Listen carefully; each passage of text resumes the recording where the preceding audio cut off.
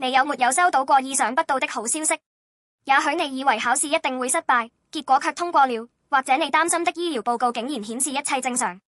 在這些時刻衝上心頭的喜悅和鬆了一口氣的感覺難以言表。但即便是這樣的喜悅，也遠遠比不上第一次復活節早晨傳來的消息。耶穌的復活是世界上最震撼、最令人喜樂的消息，他有能力徹底改變我們的生命。馬太福音28章1到10節生動地描繪了復活的時刻。抹大拉的瑪利亞和另一個瑪利亞親眼目睹了耶穌的死亡，陷入絕望與悲傷之中。安息日過後的一大早，他們前往耶穌的墓地。這時突然發生了大地震，一位天使從天而降，把石頭滾開，坐在上面。天使說：他不在這裡，他已經復活了。婦女們從墳墓那裡跑了出去，他們既驚恐又震撼，但同時一種無法言喻的喜悅衝上心頭。耶穌復活了，死亡不是終點。他們的絕望正轉變為希望。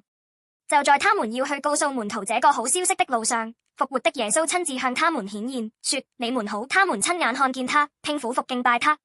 這就是世上第一次傳出的復活的消息。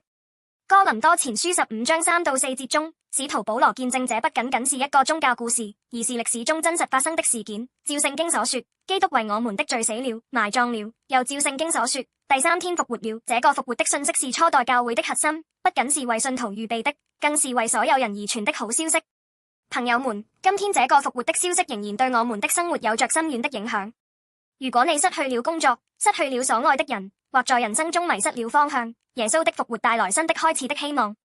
耶穌真的戰勝了死亡，即使在絕望中，上帝依然在動工。對還不認識耶穌的朋友們，我想說，如果這是真的，那將徹底改變你的人生。復活的信息不應只在教會裡聽見，它是向所有人敞開的消息。復活使我們每個人都有重新開始的機會。今天，復活的耶穌正向你走來，帶着愛、寬恕和新的生命。